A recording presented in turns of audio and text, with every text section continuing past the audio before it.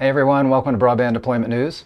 So, have you ever tried to compare apples and oranges? They are both round, they're both delicious, they're good for you, but there's lots of other differences. So the ITIF has issued a report on broadband in US and Europe, and they say that it's really hard to compare the two because they're like apples and oranges. We'll be right back.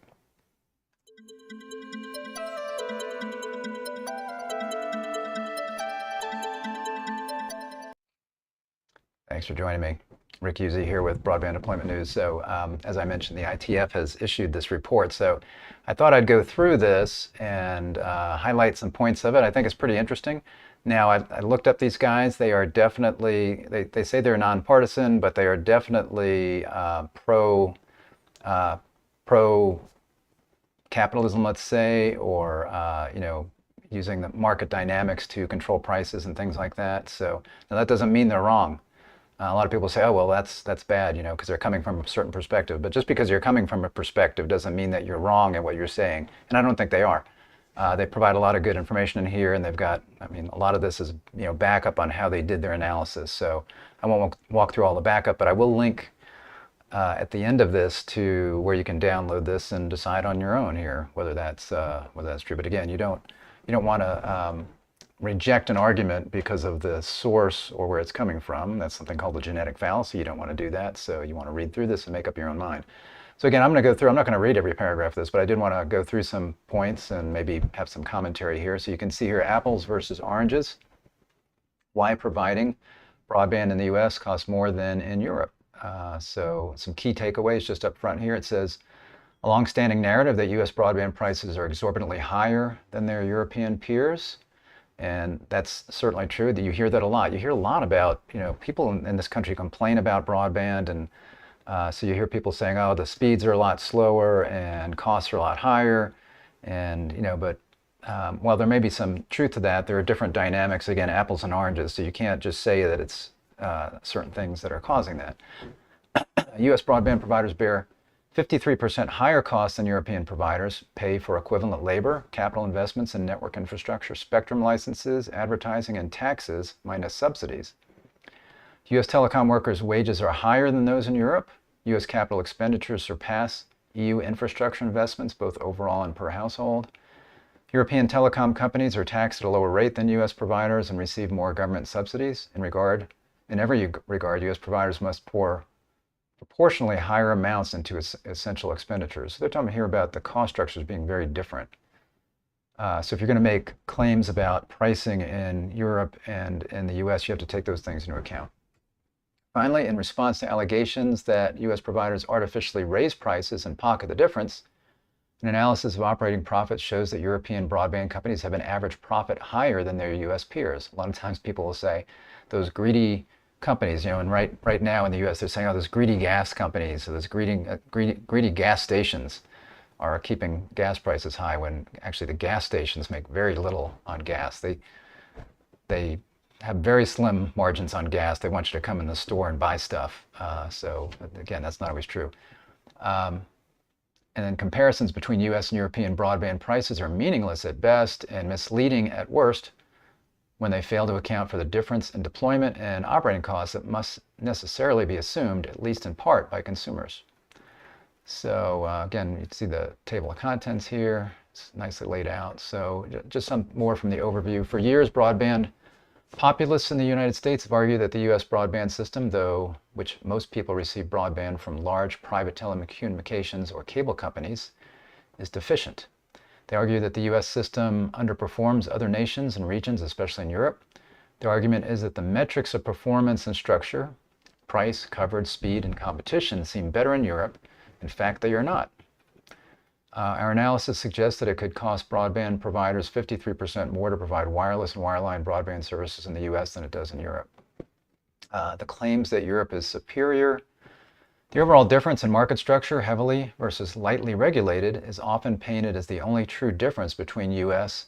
and European broadband markets. And they mention a term in here called unbundled, which as you read through it, I realize that's what they're talking about is kind of open access. So in Europe, I guess, and maybe some other countries, if a provider puts in infrastructure, fiber infrastructure or whatever, cable infrastructure, then they have to allow others to use that infrastructure. So immediately, there's an open access, I guess a required open access component.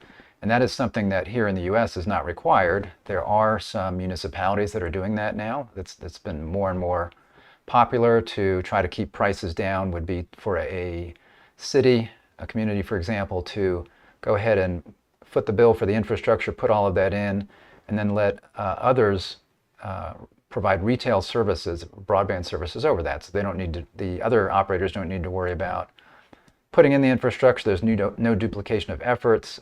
You just have multiple retail companies providing service over that infrastructure, and they can provide different kinds of services, maybe different speeds if they want to. They can enhance their service by providing VoIP or IPTV and those kinds of things. So we're seeing more of that in the US, but it's not a requirement.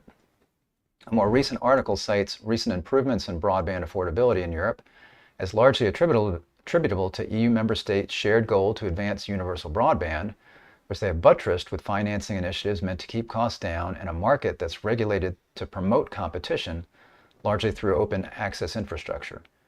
Though differences in population densities and per capita income are mentioned, the EU's cheap universal availability of high-speed internet is apparently something the United States doesn't have, but it could if only legislatures and regulators put in place the right set of regulations. So what they're saying here is that we could benefit from these same lower prices and better broadband if we put in the same regulations, meaning the same open access regulations, or what they call unbundling the services. In absence of that approach, according to corporate broadband critic Susan Crawford, the United States is falling way behind. And you notice they say corporate broadband critic. So they're defining corporate broadband as private enterprises or businesses providing broadband. So Susan Crawford said the United States is falling way behind in the pack of developed nations when it comes to high-speed internet access, capacity, and prices. She contrasts U.S. performance with that of Stockholm and Seoul, which offer gigabit symmetrical services supposedly 100 times faster than the fastest U.S. speeds available at a 17th of the price. Europe has been able to spur more affordable prices thanks to regulated market environment that promotes competition. In other words, the main reason for apparent dereliction of the U.S. broadband market is a lack of government-forced competition, which renders us uncompetitive with all comparable countries. As noted before, the logical extension of that claim is that EU prices are lower because EU broadband provider profits are lower. But the anti-corporate broadband advocates don't even try to measure this, but we do ahead. Similar claims abound that the U.S. customers pay more for broadband than those that most peer nations do by any metric, that a lack of competition is largely to blame, with the greater difficulty of traversing remote geography sometimes acknowledged, and that the solution is to simply force more competition, which will obligate greedy internet service providers to accept lower profits, and the rest will follow. And of course, we do see, in the Infrastructure Investment and Jobs Act, that there is a big focus on affordability. Again, they really would like, I think there might even be, if I remember in the scoring, maybe open access networks get scored higher. So, or they want states to do that. So again, you're seeing a little thumb on the scale maybe for open access networks and this unbundling thing. In reality, a significant number of these claims do not ring true. To start with, studies claiming U.S. broadband prices are substantially higher than those of competitors are often flawed or designed in such a way as to reach foreordained conclusions. ITIF has previously analyzed some of the most common claims about broadband price comparisons and found that when one uses sensible analytical methodology, claims of U.S. broadband price non-competitiveness are largely without merit when someone uses analytical methodology. ITIF found that when prices are normalized for income across countries, entry-level American broadband prices, the plans that make sense to focus on when studying affordability are competitive with those of peer nations. So what they're saying there is, if you look at the entry level, that's what needs to be affordable, right? Is those people that are going to probably take the entry level. Moreover, U.S. municipal broadband prices are also not significantly more affordable than those of private providers when the plethora of associated costs are taken into account.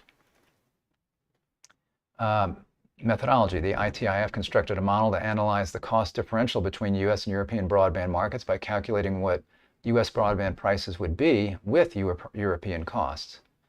To compare providers, we selected a sample of 11 large telecom and cable companies, AT&T, T-Mobile, Comcast, Charter, Verizon from the US, Telecom Italia, Telenor, Deutsche Telekom, BT, Telefonica, and Vodafone for Europe, and review the company's annual reports for data on costs and expenditures. We then aggregated reported costs in a few key areas to compare the total expenditures between the US and Europe.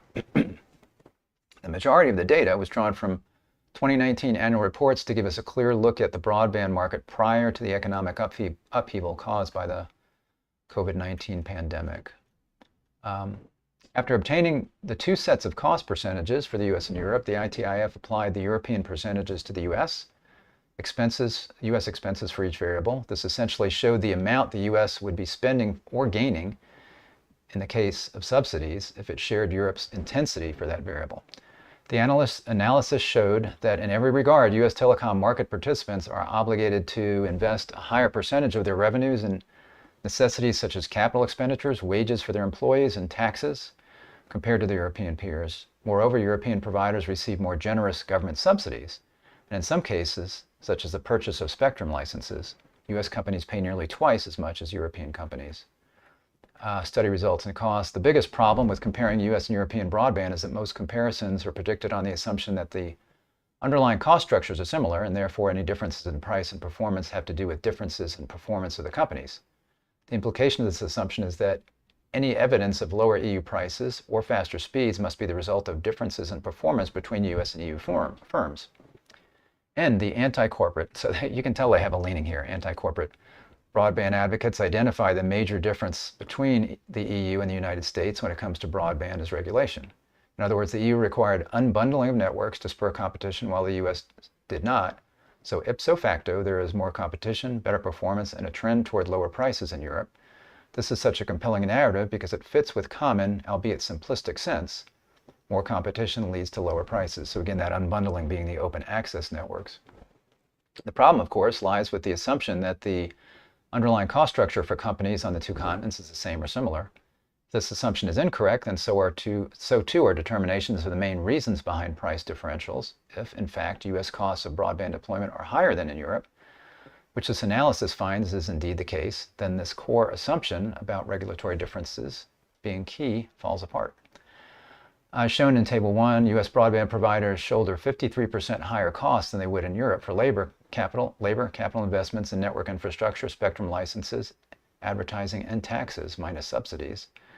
You see that here. They show the type of costs, labor, CapEx, spectrum, advertising, etc., and then US costs, and then the equivalent costs under Europe's structure, nominal US differentials, and US differential percentages. So you can see here, spectrum, for example, they're showing this huge difference here. Advertising, a lot more advertising going in the US, and a point they make here later on is, if there's no competition, why are they advertising? Taxation, you can see much higher, and subsidies, right there, less, and then totals down there. So that goes through some of these sections. So labor costs. EU and the US companies employ approximately the same number of such workers per customer, 2 workers per every 1,000 customers, suggesting that they have approximately the same degree of labor productivity. But the wages US broadband workers receive are 13% higher than those of EU workers. This would be even higher if we included broadband providers from lower income European nations. If US companies paid their workers the same as European broadband companies do, they would cut their annual cost by $4.8 billion. Not even the most anti-corporate progressive would want to see lower broadband prices through wage cuts. Network investment. The United States has a considerably more suburban, exurban, and rural economy than does Europe. It's a lot cheaper to provide broadband in Paris, France, especially since carriers can run cable through the Paris sewer system than it is in Paris, Texas. And that's true. I've said that for a long time, that you can't compare US broadband with so many of these other countries where you've got small European nations that are smaller than a US state. And then you've got these huge states, in the US, especially in areas like, Texas and the middle of the country where you've got lots of expanses of rural areas, and it's much more costly to provide internet in those areas. Population density affects the cost of deployment at every level. In the same way, a city is cheaper to connect than a rural area is. A dense city full of apartment buildings is easier still than the collection of separate single-family homes and homes commonly found in US cities are. So for example, where I live in a suburban area. It's very dense as far as homes go, but it's not like an apartment building. So even that is not as dense as some of these European cities in areas where you've got lots of multi-dwelling units. In 2013, ITIF found that when taking both urbanization and population density of said urban areas into account, the U.S. was ranked 28th out of 34 OECD countries in urbanicity. Urbanicity, never heard that, meaning its population density was lower. Among the countries included in this analysis, the U.S. ranked last with a rate of 5.2. Italy and Spain had rates around twice as high, the United Kingdom over 3 times higher. These higher-ranking countries with a naturally more cost-effective universe of customers automatically face lower upfront costs when connecting users. Second, it appears that U.S. carriers provide broadband service to a higher share of the population, with European providers often cherry-picking the most densely populated cities and areas. And that happens in the U.S. too, especially in rural areas. I mean, I think, you've got certain operators that are in a particular service area, and this would be especially true if they're covering, let's say, a town, and then or city. You get outside that town, and then you've got, again, these vast areas in a county that are just basically roads with homes every mile or so, or a lot of times much less. Much fewer homes. Let's say several miles per home, kind of thing. There are high costs associated with deploying cable networks, such that deployment in less populated areas can be less economically justifiable and therefore prioritized last by providers. For example, in a 2019 study conducted by New Street Research in cooperation with Cartesian, the groups constructed a model that estimated the cost to connect urban households to fiber to be $668 per household. The same model estimated the cost of more rural, complex deployments to be $3,656 per household. And you do see that difference. And as we look at some of the funds that are being awarded, let's say by RDOF, in some of these more rural areas, it is $2,000, $3,000, sometimes even higher in assistance that service providers are getting to be able to provide service to the area. Now that's broken out over 10 years, but that helps them pay for that, delivering broadband to that consumer, where it could be $3,000 or more to get broadband to that customer. Obviously that's going to be a lot harder for these for-profit companies to do, and frankly, even if a not-for-profit company were to come in, it's just as expensive, right, to get that done. A recently released study finds that U.S. providers led the EU in infrastructure investments by more than 3 times per household, which equates to about 700 per home every year. U.S. providers also have an advantage in overall deployment of speeds 30 megabits per second and higher. The investment differential is likely largely due to less cherry picking by U.S. providers, which have made an effort to connect a larger share of more remote and therefore more expensive populations. You do see, they're looking at large providers here, and there's not a lot of large providers in the more remote areas. That's happening more and more, and that's certainly the case in some areas. But a lot of times what you have in these more remote areas is you've got a local independent cable company or an independent telephone company, CLEC kind of provider that's providing service out there, and they live in that community, so they're going to do their best to connect that community. So there is a little less cherry picking. It's just that you may only have one competitor out there because it's a rural area, and again, it could be an independent telephone company or cable company, maybe even a independent fixed wireless company. U.S. carriers have been more aggressive in deploying advanced networks, including fiber optics, than Europe have. And we forget about that. We think it's fiber everywhere in Europe, but that's not the case. It's been really, a lot of it's been DSL for many years. So the U.S. is actually ahead there. Recent U.S. telecom metrics show that in 2020, 55% of connected U.S. households had subscriptions with speeds reaching at least 100 megabits per second, while Europe lagged at 34%. One reason for this is the unbundling regulatory regime in Europe, which serves as a disincentive to deploy advanced networks, since the company's competitors can have access to the new network, often at discounted rates. That's an interesting point. So, and this would be for, let's say, older technology. So let's say you have an older technology that was put in, maybe it's a DSL network, and whoever put it in is forced through regulations to open it up to everybody. There's not a lot of incentive to build new networks, because you know that if you're going to put in a fiber network, then everybody else is going to be able to jump on that network. So in other words, you can't control your own network. That's one of the issues with open access. If you were forced to do that, in other words, if you're a private, for-profit internet provider, and you were to put in an internet access, internet infrastructure, and everybody else can share it, what's your incentive to improve that, or even to put it in the first place? Obviously, Municipalities have an incentive to do that because it's their city. They want everybody to get broadband, so they can put it in. They can, tax people or do bonds to do that, or they can do a public-private kind of thing with a phone company or a cable company or some other entity. So there's ways to get around that, but it's not good for private companies to have them forced to do this open access thing because, again, it's a disincentive for anybody to improve the network. Unbundling requirements, in addition to disincentivizing incumbents from investing in networks by increasing incumbents' risk exposure and therefore the cost of doing business, confront entrants with a series of trade-offs as well. While entrants face fewer barriers to entry, as they don't need to build their own network through service-based competition, they are also more inclined to rent infrastructure instead of investing in their own, i.e. facilities-based competition. In other words, again, you've got lots of people, lots of competitors on this one network. People are not going to be building their own network to compete. Now, that's good in a way that you're not duplicating infrastructure, I guess, but it also means that you don't have true facilities-based competition.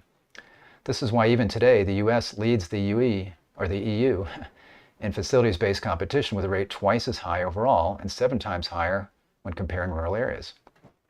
Fourth, the US intermodal system in which cable and fixed line telephony companies compete against one another, and now increasingly against wireless companies selling fixed 5G services, necessitates more investment by individual companies if they want to stay competitive. And you're seeing that as T-Mobile, Verizon, AT&T are out there getting their 5G services going, and this is the mid-band spectrum that can compete with these wired connections.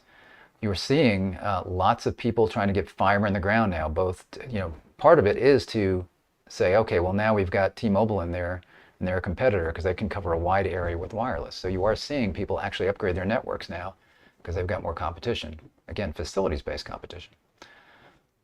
Fourth, the U.S. combine all this together, and we find that the capital expenditure to sales ratio is 17.3% in the U.S. and just 14% in Europe. If American companies invested in upgrading their networks at the same rate as European providers do, their costs would decline by $15.9 billion per year. Spectrum expenditures. The U.S. companies in our study spent a proportionally larger amount on spectrum than the European companies did. This is one reason why North America leads Europe in 5G deployment and is expected to have a rate of 5G connections as a share of total mobile connections almost twice that of Europe by 2025, 51 versus 35%. As a share of revenues, U.S. spectrum expenditures were twice as large as EU companies, 22.8 versus 11.8%. If the U.S. companies spent the same share of revenues on spectrum as did EU companies, their overall cost would be $51 billion lower. The U.S. would also likely be facing a much more dismal outlook on the increasingly critical mobile connection front. Now, something that is a little different with spectrum was what the FCC did with CBRS spectrum, where they provided general access licenses that are not licensed in a sense. So it's not a paid-for license. So that's something where with CBRS, somebody could get out there. You can't keep other people off of that spectrum, and there's a spectrum sharing kind of thing. But because of that, there was more 5G deployment because lots of companies, especially smaller ones, did not need to pay for that spectrum. Now, of course, in the IIJA, if somebody's using all non-licensed spectrum, then it's not considered reliable broadband. You can be using a combination, but if you have all unlicensed CBRS spectrum, they don't consider it reliable. It's still reliable in a sense, but again, they can't keep other general access licenses from using that same spectrum. And there are priority access licenses that have a priority over that where they actually purchased CBRS spectrum. So that might be why. Advertising. One would expect advertising expenditures as a share of sales to be significantly higher in Europe than in the US.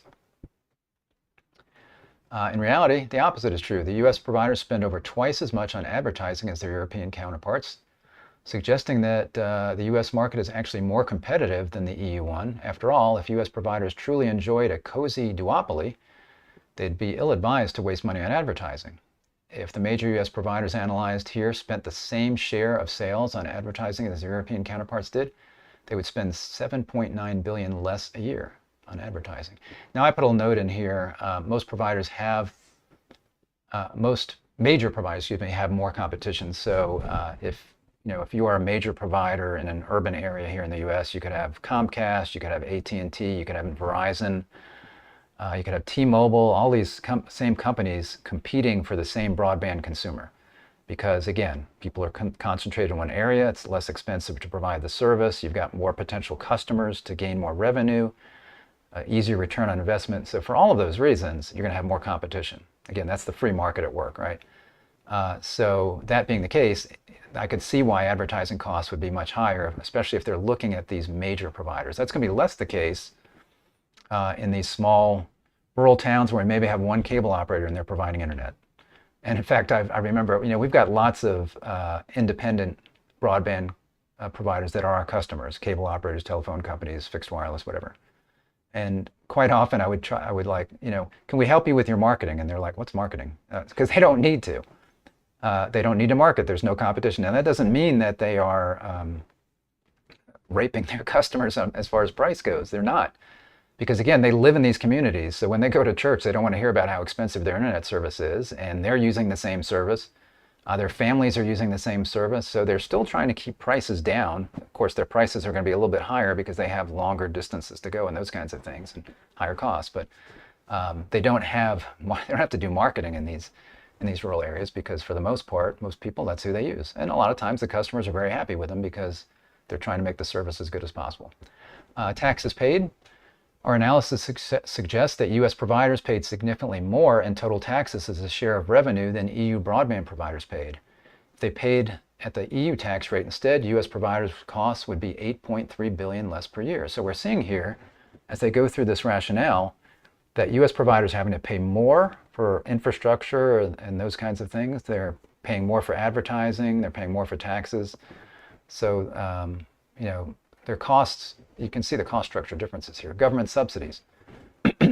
European countries have a long history of generously subsidizing their broadband providers as part of a national imperative to achieve universal coverage. On average, European countries were subsidized at a rate of 0.47% as a share of sales. Equivalent data for the U.S. shows aggregate subsidies that total 0.39% of total revenues. If U.S. companies in this analysis could rely on proportionate assistance from U.S. government, they would be given an extra 513 million subsidies.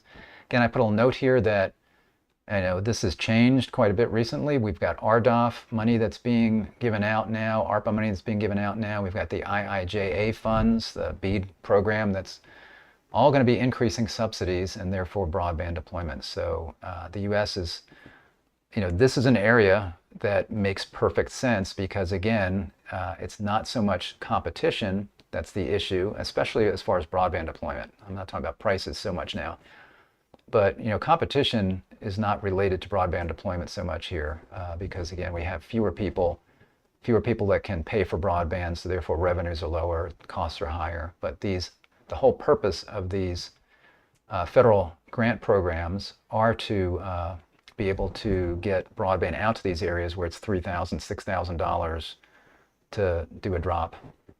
So this can help. Now, we've had this going on for a long time here, and people would say, well, we really should have it now because we had, programs like BTOP and CAF, and even people say with RDOF that have not been handled well. And here we're having to spend more and more money. So hopefully we're doing it right now by sending things to the state and letting them determine where this needs to be. But we certainly have spent a lot of money, and it's made some impacts. But as I did in a broadcast a while ago, a lot of the CAF money that was spent is now being overbuilt because you can't control the fact that at that time 10 by 1 was considered fast, right? So they built out 10 by 1 service, and now that's unserved. So there's only so much you can do.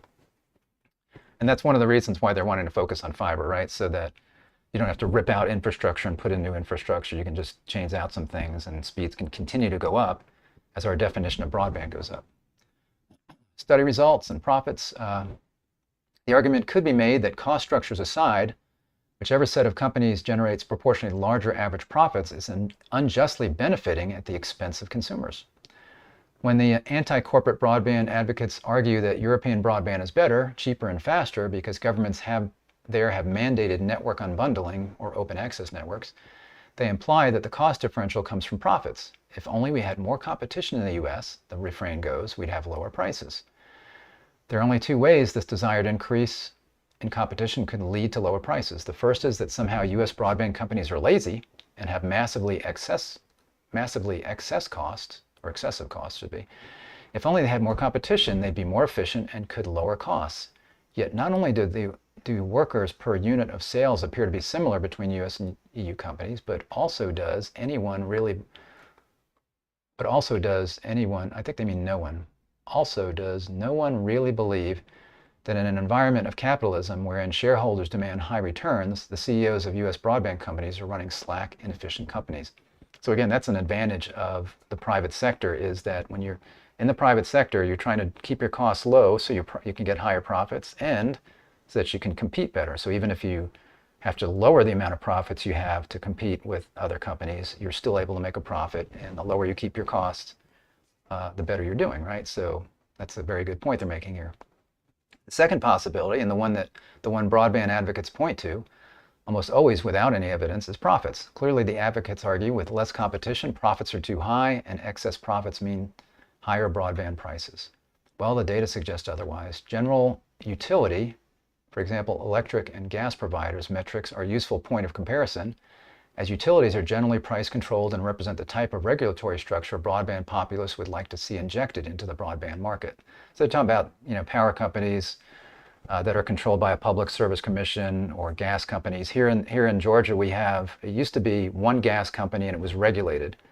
They tried to privatize that, so we still have one gas company that runs the pipes to your home, but then there's different marketers on top of that that then market the services to you. So Atlanta Gas Company provides the pipes, and they install the gas. If there's a leak, they come out and fix it. But then you've got all these different companies. All they do is market it. So they just basically market it and bill you.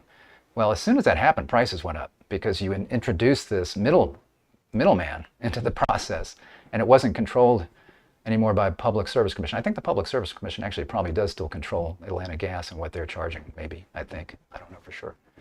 But anyway, that's an interesting point here as far as utilities. And it says, it may come as a surprise then that in 2015, the U.S. general utility industry boasted net margins higher than those of both U.S. wireless and wireline telecom companies. European telecom net margins were also equal to or higher than those in the U.S. At minus 0.089% for wireless and 5.18% for wireline in Europe, minus 1.79% for wireless and 5.18% for wireline on the US side. EBITDA as a share, I had to read past all that, as a share of sales was also higher for European telecom companies, 24.14% for wireless, 30.96% for wireline in Europe, 16.47% for wireless, 25.83% for wireline in the US. Sample of 11 US telecom companies finds an average operating margin of 12.8% in 2021, while the average operating margin of 36 European companies amounted to 15.7%, 18% higher. In short, it does not appear that US broadband profits are higher than EU broadband profits. If anything, they are lower. So again, very interesting. They did their homework here, right? Conclusion, broadband populist advocates have long argued that the US should aspire to the regulatory structure of European telecom companies, and that the proof of the latter superiority and its greater metrics of success, price, speeds, competition, etc. These claims are not only factually incorrect, but misleading at the outset, as there's no real basis of comparison between the distinct cost structures that shape each market. Because the US and European broadband industries are composed of markedly different labor markets, serve customers with different geographic makeups, are subject to different taxes and subsidies, and must allocate different proportions of their revenues to various costs in order to stay competitive. This is a long sentence. To ignore these inherent differences in the two markets is to write a false story of the regulatory differences that have made one market succeed where the other has failed. And the real story is that not only have US companies not failed and consistently boasted high metrics of success and managed to sustain the new normal through a global pandemic, they've also had to contend with a market that demands greater expenditures every step of the way. And US broadband during the pandemic was very resilient, where it was, right? So what was exposed during the pandemic was that people could not use their mobile phone and do work from home, or students couldn't do school from home on that connection. So people started signing up for broadband service. And the broadband companies were very resilient. They were able to handle the additional number of customers. They were able to handle the additional upstream demand. They did very well. What was also exposed was the areas where there was not good broadband, where you had maybe a provider, and I say we're able to. We had some areas, let's say, where there was a slower DSL service, or there was not good broadband service for some reason or another. And that was exposed, where people, they got home, they couldn't use their phone for those things, and there was no alternative. So we saw that as being the situation there. It says there's certainly a place for productive, informative comparisons between industries, but there's nothing to be gained from false equivalencies. The US and European broadband markets are built on such totally different cost structures as to make any comparison between the two essentially a comparison between apples and oranges. Again, they can look the same on the outside somewhat. They're round. You can eat them, but there's lots of differences. Broadband is similar between the two, between the US and Europe, but there's lots of underlying differences under the skin, so to speak, that make that difference. And then you can see where I am in the document here, not that far down, but in the appendix it goes through all of their methodology. So you can look through all of these other facts on your own. Again, I will post a link to this so that you can check it out for yourself. But I thought this was a really good analysis. Again, there's no doubt that these folks are fans of capitalism and not government controlled, I'm sure they're about less regulations and not government controlling prices, those kinds of things. So they're coming from that perspective. But again, you can't discount information because it's coming from a perspective, because there's truth. Truth is truth, no matter who's saying it. Could be somebody on the other side that's saying it. You don't have two things that can be true at the same time. But this, to me, seems like they've done a good analysis. And these are the same kinds of things that I've been saying for years, that you've got different cost structures, especially when it comes to the density of populations in European countries, places like South Korea, for example, versus the US, and the expanse that we have in this country. So many areas that are so far apart and so few customers per area that it makes it much more difficult. And that is what we are trying to overcome right now. And what's going to do that is the BEAD funds that are coming. That's going to help. The goal is to get broadband of at least 100 by 20 to every single person in the United States that wants it. And they want that to be what the final result is of these funds that are going to be released sometime early to middle next year. So that's something that we can all look forward to, and hopefully that will be the case.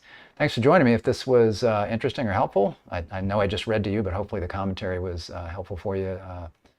If you would give me a thumbs up on the video, I'd appreciate that. If you're not subscribed, click the little subscribe button on the bottom of the right corner of the video or down in YouTube and subscribe. Click the little bell and you'll be notified when I'm live. Thanks a lot. I will see you next week for Broadband Deployment News. Take care.